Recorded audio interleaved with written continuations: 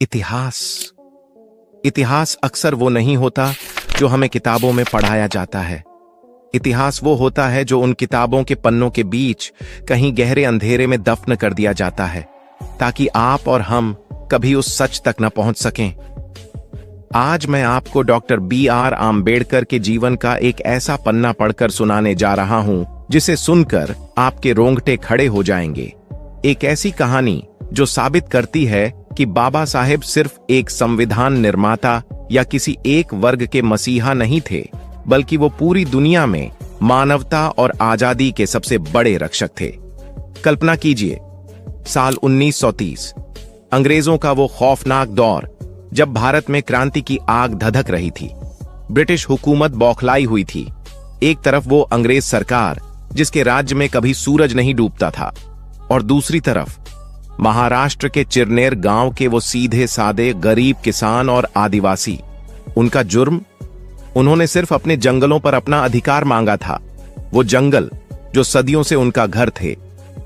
उस खौफनाक मंजर में जब उन बेकसूर लोगों को बचाने के लिए भारत का कोई बड़ा से बड़ा वकील आगे नहीं आया, जब उनके ऊपर फांसी और उम्र कैद के डेथ वारंट तैयार थे, तब एक महानायक, एक युग पुरुष, एक ऐसा महामानव अदालतों में दहाड़ता है, एक ऐसा शख्स जिसने बिना एक रुपया लिए उन गरीबों के लिए ब्रिटिश साम्राज्य से टकराने का फैसला किया। क्या आप जानते हैं वो महानायक कौन था और क्यों उन्होंने अपनी जान दांव पर लगाकर उन लोगों की रक्षा की? इस वीडियो को अंत तक देखिएगा, क्योंकि आज जो आप जानेंगे वो आपको अंदर तक झकझोर देगा। और मैं दावे के साथ कहता हूं, इस कहानी को सुनने के बाद आपका सीना गर्व से चौड़ा हो जाएगा और आप इसे अपने हर दोस्त, हर रिश्तेदार के साथ शेयर करने से खुद को रोक नहीं पाएंगे। साल 1930, भारत करवट ले रहा था। देशव्यापी सविनय अवज्ञा आंदोलन जोरों पर था। महात्मा गांधी के नमक सत्याग्रह ने देश को जगा दिया था। लेकिन आज हम जिस कहानी की बात कर रहे हैं वो नमक की नहीं, बल्कि जंगल की है। महाराष्ट्र के रायगढ़ जिले में एक गांव था, चिरनेर। यह एक ऐसा गांव था जहां सदियों से गरीब किसान और आदिवासी अपने जंगलों पर निर्भर थे। जंगल ही उनका घर था, जंगल ही उनकी आजीविका थी और जंगल ही उनका भगवान था। लेकिन अंग्रेजों को सिर्फ सत्ता और संपत्ति से मतलब था। उन्होंने अन्यायपूर्ण वन कानून लागू किए। इन कानूनों के तहत किसानों को अपने ही जंगलों से लकड़ी, फल या घास इकट्ठा करने का कोई अधिकार नहीं था। वो अपने जानवरों को वहां चरा नहीं सकते थे। अंग्रेजों ने उनके जीने के हर रास्ते को बंद कर दिया था। यह सिर्फ एक कानून नहीं था, यह उन गरीबों के लिए एक मौत का फरमान था। किसान अपने परिवारों को भूख से तड़पते हुए नहीं देख सकते थे। उनके पास कोई और विकल्प नहीं था। उन्हें अपनी आजादी और अपने जीवन के लिए लड़ना ही था। और फिर चिरनेर के किसानों ने एक ऐतिहासिक फैसला लिया। 25 सितंबर 1930, चिरनेर के किसानों ने एक महासत्याग्रह का ऐलान किया। हजारों किसान, जिनमें महिलाएं और बच्चे भी शामिल थे, अपने जंगलों में प्रवेश करने के लिए तैयार थे। यह एक पूरी तरह से शांतिपूर्ण और अहिंसक सत्याग्रह था। वो सिर्फ अपने अधिकारों को मांग रहे थे, अपने जानवरों को चराना चाहते थे, अपने घरों के लिए लकड़ी इकट्ठा करना चाहते थे। लेकिन अंग्रेजों को अहिंसा से नफरत थी। जैसे ही सत्याग्रही जंगल की सीमा पर पहुंचे, British police officer mister Smith और मिस्टर मिलर ने उन्हें रुकने के लिए कहा। सत्याग्रही नहीं रुके और फिर बिना किसी चेतावनी के, बिना किसी उकसावे के, पुलिस ने गोलियां चलाना शुरू कर दिया। वह एक कत्लेआम था।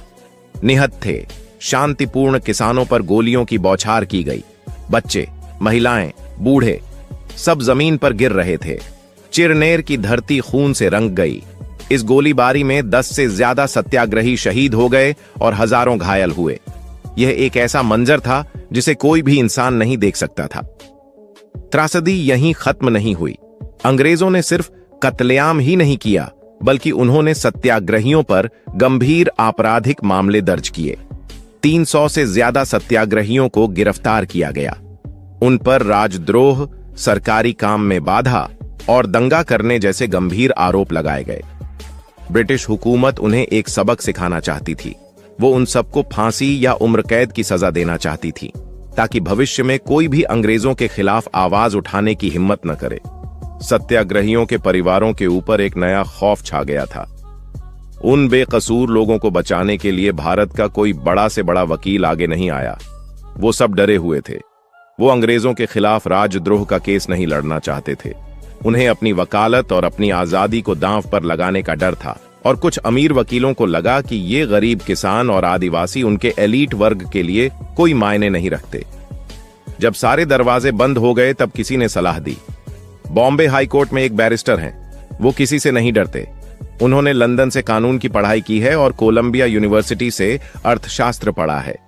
अगर कोई इस देश के गरीबों को फांसी के फंदे से बाहर खींच सकता है तो वो सिर्फ एक ही इंसान है, और वो नाम था डॉक्टर भीमराव रामजी आम्बेडकर। यह एक ऐसा क्षण था जब इतिहास ने करवट ली। डॉक्टर आम्बेडकर उस समय दलितों और शोषितों के मसीहा के रूप में उभरे थे। उन्होंने जीवन भर छुआछूत और भेदभाव का जहर पिया था, लेकिन जब उन्हें इस चिरनेर केस के बारे में पता चला तो उनका दिल उन गरीब किसानों के लिए पसीज गया। डॉक्टर आम्बेडकर को महाड़ सत्याग्रह में चवदार तालाब का मीठा पानी पीते हुए उनकी प्रतिबद्धता और साहस का चित्रण, उनके पास कोई और विकल्प नहीं था। वो नहीं देख सकते थे कि उन बेकसूर लोगों को अंग्रेजों की क्रूरता का शिकार होना पड़े। और फिर उन्होंने एक ऐतिहासिक फैसला लिया। उन्होंने ऐलान किया, मैं चिरनेर के इन बेकसूर किसानों का केस लड़ूंगा, और मैं यह केस बिना 1 रुपया लिए लड़ूंगा। यह सिर्फ एक ऐलान नहीं था, यह एक चुनौती थी, अंग्रेजों के लिए और उन लोगों के लिए जो गरीबों को भूल चुके थे। उनके इस फैसले ने देश को जगा दिया। देश को एक नया महानायक मिल गया था, एक ऐसा महामानव जो सिर्फ न्याय के लिए जीता था और जो गरीबों के लिए अपनी जान दांव पर लगाने के लिए तैयार था। दिन आया सुनवाई का। बॉम्बे हाई कोर्ट खचाखच भरा हुआ था। जज की कुर्सी पर एक अंग्रेज बैठा था। सामने ब्रिटिश क्राउन के सबसे महंगे और खतरनाक सरकारी वकील खड़े थे। उनके चेहरों पर एक घमंड था कि इस विदेशी गद्दार को तो हम आज सूली पर चढ़ा देंगे। कोर्ट रूम का दरवाजा खुलने की आवाज, जूतों की आहट, जजों और वकीलों को अपनी सीटों पर बैठते हुए। लेकिन डिफेंस, बचाव पक्ष की कुर्सी से जब 39 साल के युवा बैरिस्टर BR आम्बेडकर अपनी फाइल लेकर खड़े हुए तो कोर्ट रूम में सन्नाटा छा गया। सरकारी वकील ने जहर उगलते हुए कहा, माय लॉर्ड, ये सत्याग्रही देशद्रोही हैं। इन्होंने ब्रिटिश हुकूमत के खिलाफ साजिश की है। इन्होंने सरकारी काम में बाधा डाली है और पुलिस पर हमला किया है। इन्हें फांसी और उम्र कैद की सजा मिलनी चाहिए। अब बारी थी डॉक्टर आम्बेडकर की। बाबा साहेब ने अपनी फाइल बंद की। उनकी आंखें ब्रिटिश जज की आंखों में थीं।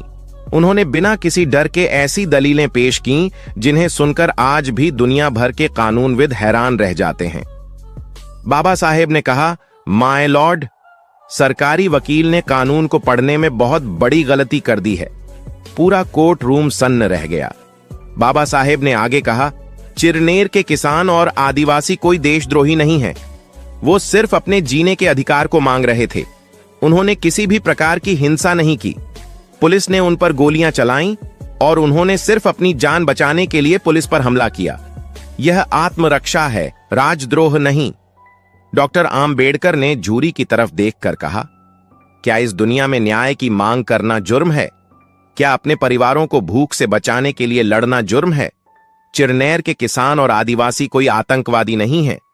वो तो सीधे साधे गरीब लोग हैं जो अंग्रेजों के क्रूर कानूनों के शिकार हुए हैं। अगर आप इन्हें फांसी या उम्र कैद देंगे तो इसका मतलब है कि आप इस देश के हर उस व्यक्ति का गला घोंट रहे हैं जो सोचना जानता है। डॉक्टर आम्बेडकर की जिरह एक मास्टर क्लास थी। उन्होंने पुलिस के गवाहों को झूठा साबित किया और ब्रिटिश कानूनों की कमियों को उजागर किया। उनके पास बाबा साहेब के इस अचूक तर्क का कोई जवाब नहीं था। बहस पूरी हुई। बॉम्बे हाईकोर्ट के इतिहास में ऐसी बहस पहले कभी नहीं सुनी गई थी। एक भारतीय वकील ने अंग्रेजी हुकूमत के बनाए कानून से ही अंग्रेजी वकीलों को चारों खाने चित्त कर दिया था।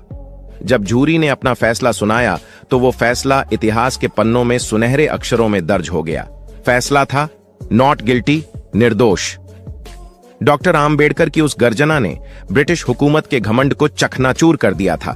चिरनेर के उन बेकसूर किसानों को अंग्रेजों की फांसी और उम्र कैद की सजाओं से बचा लिया गया था। डॉक्टर आम्बेडकर ने उन्हें एक नया जीवन दिया था। यह एक ऐतिहासिक जीत थी। यह जीत सिर्फ डॉक्टर आम्बेडकर की नहीं थी, बल्कि यह जीत थी न्याय और मानवता की। यह जीत थी उन गरीब किसानों की जिन्होंने अंग्रेजों के खिलाफ सीना तानकर लड़ने का साहस दिखाया था। दोस्तों, आज जब हम डॉक्टर BR आम्बेडकर का नाम लेते हैं तो कुछ लोग उन्हें सिर्फ एक जाति तक सीमित कर देते हैं। कुछ लोग उन्हें सिर्फ राजनैतिक चश्मे से देखते हैं। लेकिन यह कहानी गवाह है कि जब देश के बड़े बड़े लोग अंग्रेजों के सामने सिर झुकाए खड़े थे, तब यह महामानव एक विदेशी के भी बोलने के अधिकार के लिए ब्रिटिश हुकूमत से सीना तान कर भिड़ गया था। सोचिए, जो इंसान अपने वैचारिक दुश्मन को न्याय दिलाने के लिए अपनी जान दांव पर लगा सकता है, उस इंसान का दिल, उसका चरित्र और उसकी सोच कितनी विशाल रही होगी। यह केस हमें सिखाता है कि लोकतंत्र क्या है। यह सिखाता है कि अगर आप किसी के विचारों से सहमत नहीं हैं, तो भी आप उसके जीने के अधिकार और बोलने के अधिकार का सम्मान करें। यही बाबा साहेब का असली सपना था। यही वो भारत था जिसे वो अपने संविधान के जरिए बनाना चाहते थे। आज जरूरत है कि हम बाबा साहेब को सिर्फ मूर्तियों और नारों तक सीमित न रखें। उनके इस असीम ज्ञान, उनके साहस और उनके इस इंसाफ की कहानी को घर घर तक पहुंचाएं। अगर इस कहानी ने आज आपके दिल को छुआ है, अगर आपके अंदर भी सच्चाई और न्याय के लिए एक आग पैदा हुई है, तो इस वीडियो को यहीं मत रुकने दीजिए। इसे अभी इसी वक्त अपने हर व्हाट्सएप ग्रुप में, अपने फेसबुक और इंस्टाग्राम पर शेयर कीजिए। अपने दोस्तों को भेजिए, अपने परिवार को दिखाइए। उन्हें बताइए कि हमारे देश का इतिहास कितना महान है और हमारे महानायक कितने विराट थे। कमेंट बॉक्स में लिखकर बताइए कि डॉक्टर आम्बेडकर के इस अद्भुत रूप के बारे में जानकर आपको कैसा लगा। और हां, ऐसी ही इतिहास की उन सच्ची और रोंगटे खड़े कर देने वाली कहानियों के लिए हमारे चैनल को तुरंत सब्सक्राइब करें और बेल आइकॉन दबाएं, क्योंकि हम लाते रहेंगे वो सच जो आपसे छुपाया गया। जय हिंद, जय भीम, सत्यमेव जयते।